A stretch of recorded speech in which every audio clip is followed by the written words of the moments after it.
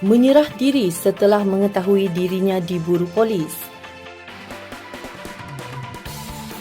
Demikian terjadi kepada seorang lelaki berusia 48 tahun yang menyerah diri di Ibu Pejabat Polis Daerah Kuching apabila dia menyedari dirinya sedang dijejaki polis, berikutan satu artikel dalam portal berita The Sun yang berpangkalan di United Kingdom mendedahkan tentang kegiatan pemerdagangan organ manusia.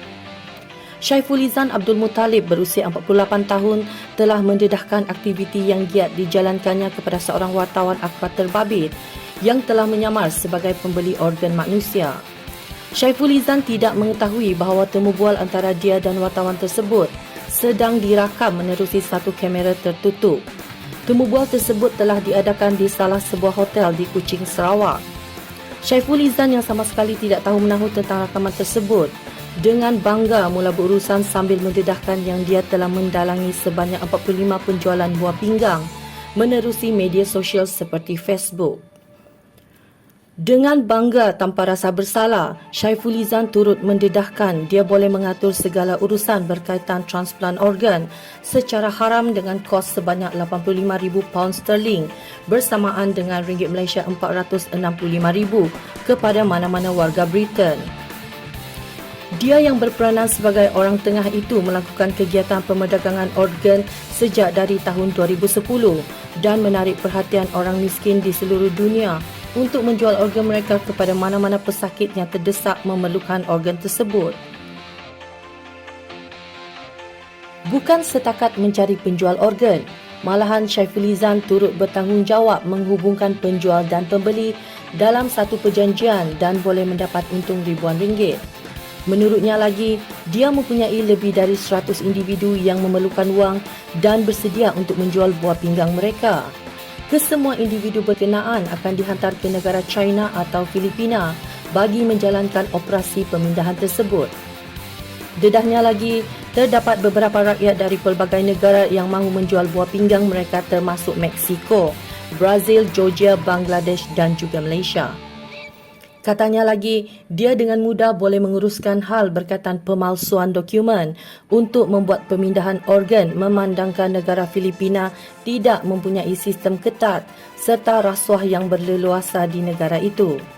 Namun pada sekitar tahun 2016, Syaifulizan terpaksa menghentikan operasi di China apabila mendapat laporan kebanyakan buah pinggang yang diambil adalah dari masyarakat Islam Uyghur China yang ditindas.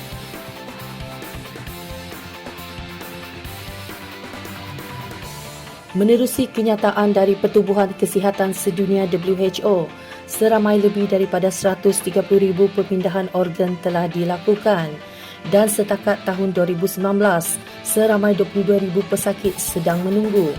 Akibat daripada barisan menunggu yang terlalu panjang, pesakit yang memerlukan organ terpaksa mencari sumber lain yang terdapat di pasaran gelap.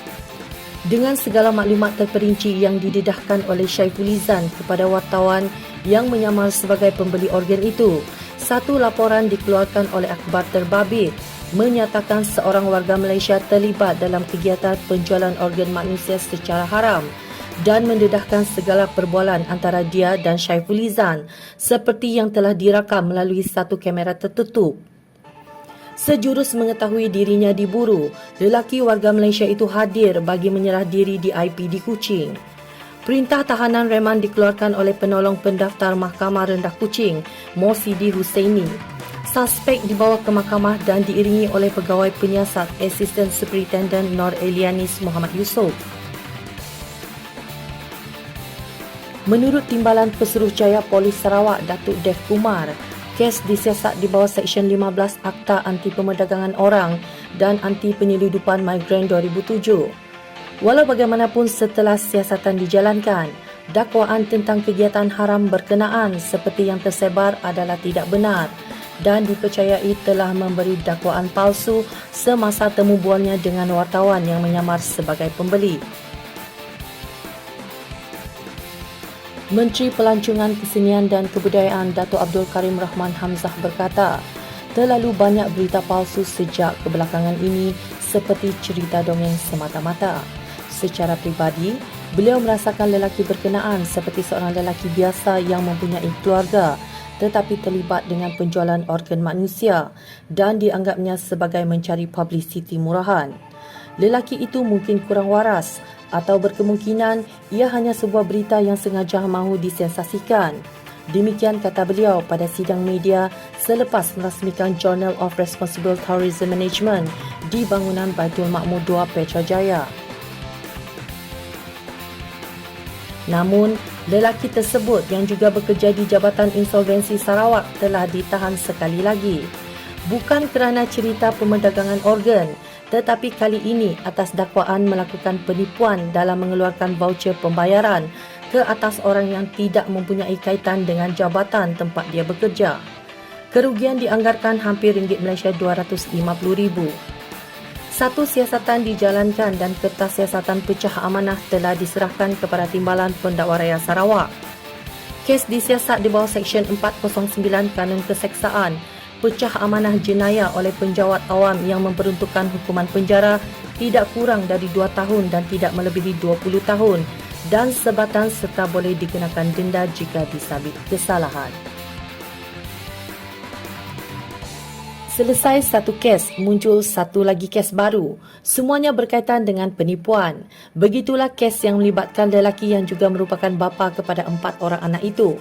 Seperti yang sering diperkatakan, jika seseorang mempunyai sifat menipu dan tidak cuba untuk berhenti dari perangai buruk tersebut, ianya besar kemungkinan akan menjadi satu tabiat yang akan menjadikan penipuan kecil kepada lebih besar serta berisiko menjerumuskan diri sendiri kepada jenayah berat.